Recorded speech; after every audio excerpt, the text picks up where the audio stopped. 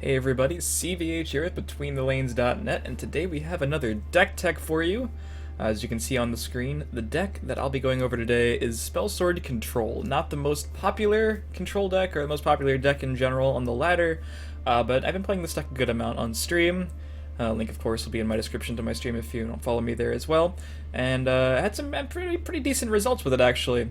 And I got the general list that I mostly copied from Corey Millhouse, and throughout the last week or so I've been editing it myself, so I thought I'd give you all a look into how I've built this deck.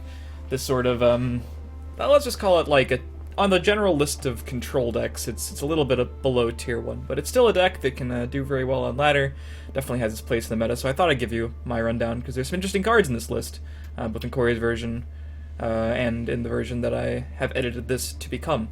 So, without any further ado, let's go across to the list, start at the low end of the curve as always, and discuss some of the card choices, especially the interesting ones. Alright, so the first thing I should mention when I'm talking about a few of these card combinations is that a lot of it does hinge on the Stalwart Ally, not that it's a central card to the deck or anything, but what happens in this sort of color combination is that there aren't a whole lot of good 3-drops. A lot of the Spellsword decks in the past, even the control ones, have run cards like East March Crusader, which are fine for card advantage, but have very poor stats and do force you into a specific line. Stalwart Ally, when it hits, is obviously much better, and this card, against an aggressive deck, trades down with a lot of 2-drops, like Windkeep Spellsword, Wardcrafter, Daring Cutpurses, and Stalwart Ally will, most of the time, be able to trade favorably with a lot of those early turn plays in aggressive decks. So a lot of the decisions in this deck that I've made and trying to make in the future sort of give a nod to the amount of endurance in the deck. At the moment, I believe there are 29 or 30 endurance cards. I didn't quite count before this, and I guess an app doesn't show you still.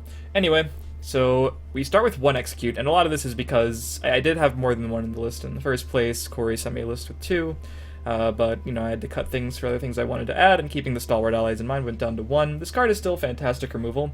I would definitely experiment with 2 copies and or an Arrow Storm, because there are a lot of Daggerfall mages out there, and against decks that just spam the war with a lot of tiny things like Aggro Battle Mage or Crusader, execute's a fantastic removal, so definitely at least a 1 of, I believe, in this list, could even go to more. To compensate for the only 1 execute, I am running 8 2-drops that I can just play from my hand on a clear board, which I do play slightly higher value on.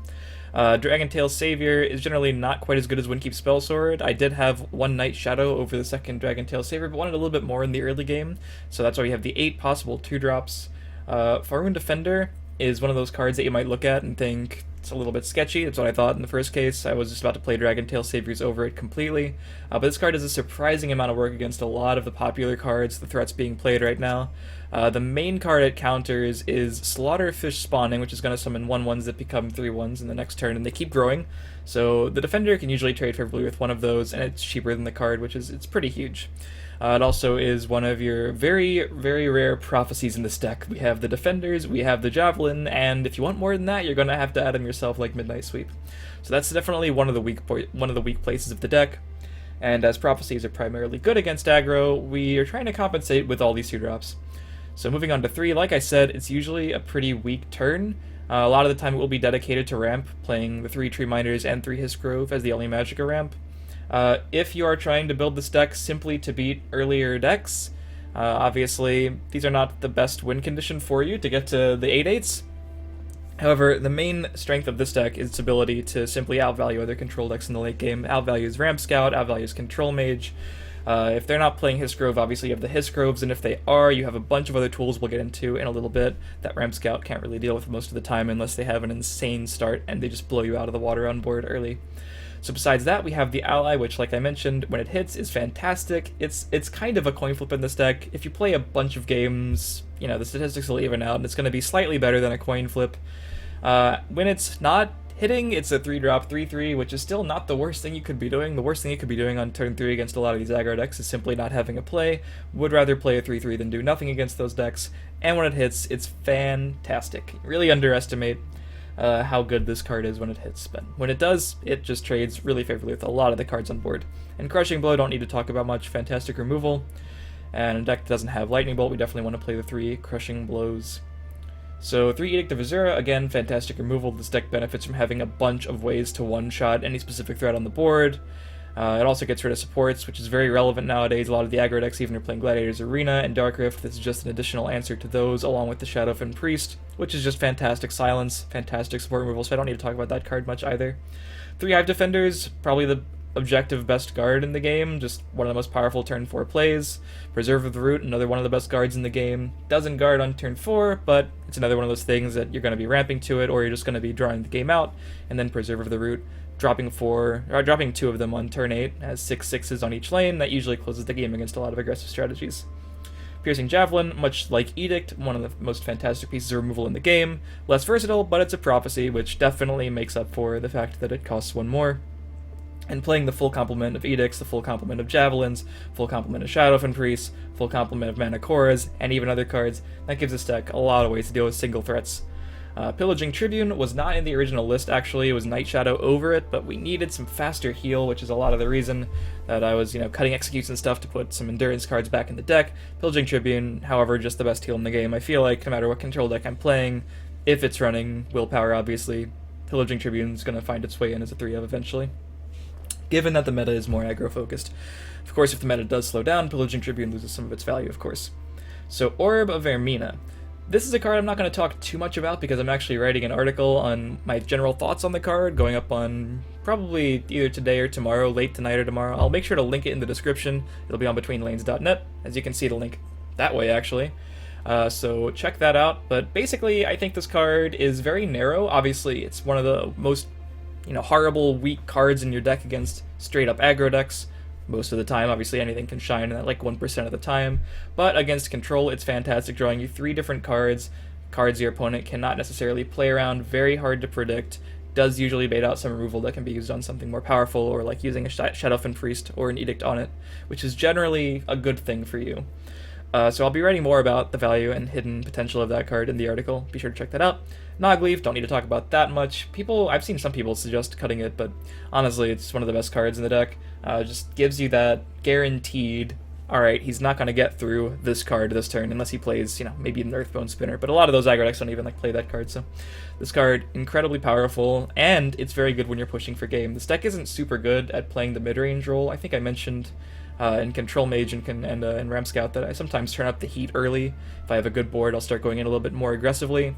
This deck is much worse than that because it's sacrificing a lot of that potential to make sure it's shoring up its early game against aggro and having that insane late game against other control decks. But this card is one of those cards that can really help you push because it can't be javelined and can't be finished off by like a lightning bolt. Basically just a really resilient threat and a really resilient card, so definitely a good card for the deck. Dawn's Wrath could definitely be a 2-of. Another thing to consider would be Immolating Blast as well. I think if the metagame... Well, let's see. If you want to counter more mid-range decks, I think you're probably going to need those cards because this deck does struggle. It's with the shoring up of the early game, it's pretty good at countering a lot of the popular aggro decks, at least of the moment, and like I mentioned, it's fantastic against other slow decks. Mid-range can pose a problem because they're spitting out a bunch of 4/4s or what have you with Black Orb Necromancer, Solarist Marshal, or Golden Saint we see in front of us. All of those cards, humongous issues for the deck. Dawn's Wrath can help you out there a lot. If you've already guarded up one lane, they'll be developed in the other lane, and then you'll just Dawn's Wrath them away. Or if they're like playing a bunch of things in both lanes, better draw that Immolating Blast. So these are definitely things to test. My one concern is that if you do add all those cards, the issue of what to cut becomes pretty difficult, and you will probably have to wind up changing Stalwart Ally for something else. So that's a pretty substantial change if we want to add like second Dawn's Wrath, Immolating Blast, stuff like that. But definitely some things to consider. I'm not saying this is the only way to build Control Spellsword by any means. I encourage you to test those things if the meta shifts, which it might. Obviously, if you're watching this weeks or months after I posted it, think about the meta, and then think about what you might need to change to counter it. Because control decks are, they exist as reactive decks. They are reacting to the meta. How can they beat what your opponent's questions are? How can they answer them effectively? Then we have the powerful late game I was talking about, which Orb and Nahagleave kind of also factor into, along with our one-shot removals. We have the triple Blood Magic Lord, because we just love blood magic spells, guys. Honestly, that's basically all of it is. Raise Dead is fantastic in control mirrors. The other cards are just super huge value. I never felt the need for Night Talon Lord. Obviously, it's one of those cards, well, I actually haven't crafted it yet, but I definitely could. It's one of those cards where if Night Shadow is too slow for your deck when you're trying to drain, so is Night Talon Lord. And if we're looking for that kind of card that's just going to end the game as far as value-wise, In Control Mirrors, Blood Magic Lord does that pretty well for itself, and if we take the drain off of Nighttown Lord, if we say we don't really care about the drain, then it's a pretty easy decision in my opinion. And I think Pillaging Tribune is just a better way to drain in this deck, because if you don't drain on turn 5 a lot of these matchups, or have that immediate drain effect, we can't be waiting until turn 9 or 10 to drain when this finally gets to attack against a lot of the decks that we really need the drain against. So we're using our 9-drop slot just for the huge value that Blood Magic Lord provides. Manacora, like I mentioned, incredible card, incredible removal. Guard, it's worse than it used to be, obviously, when it could destroy a thing in any lane, but still definitely a thing this deck wants. It's one of the ways this deck can pick on the Ramp Scouts, because we have access to cards like Manacora, Dawn's Wrath, and Marak, and they don't. Marak, basically the same deal, just incredible late game, gonna steal your opponent's 8/8s or what have you. They play that Iron Atronach over there, you're gonna steal it, it's gonna be pretty great. If they play a Blood Magic Lord, you're gonna steal it. They can't steal it back because they're Ramp Scout, they don't have access to it, it's just gonna be fantastic. And Odaving is something this deck needs in its current iteration at least, because we don't have second Dawn's Wrath or Immolating Blast. This is basically the one true sweeper in the deck. So there are definitely times when you need it, and a lot of games are closed out by playing either a Marak into a huge steal, into a Tribune, or an Odaving into a huge Tribune, and that's the way you basically make the aggro decks concede before you even have to win the game yourself. So that's definitely a one-win condition if you've drawn the game off that late. But a lot of the time against aggro, you'll be trying to play your early game, and basically you'll know by like turn 5 or 6 if you've successfully won on board, and then you can make your plays accordingly. And against Control, you're really just trying to not play your useless early game, just get to your ramp basically, get to your value late game, and just keep the removal that you need to make sure they don't start trying to mid-range you out of the game, because a lot of those Ramp Scouts and Control Mage, once they get wind of your late game just being strictly better, they might start attacking early, so be prepared. Anyway, that's basically the deck. Hopefully you all have been inspired to try this, I wouldn't say lesser played Control deck, it's just less played than certain other Control decks, but if you're having a hard time against Ramp Scout, or having a hard time against Control Mage or any of those other late game decks, definitely give this deck a shot. Tweak it to your meta needs. If you're watching this, in a totally different meta, the deck can definitely adapt. Hopefully you enjoyed. Be sure to check out betweenthelane.net for strategy content, as well as my article on Orb going up tomorrow, and I will see you next time, guys.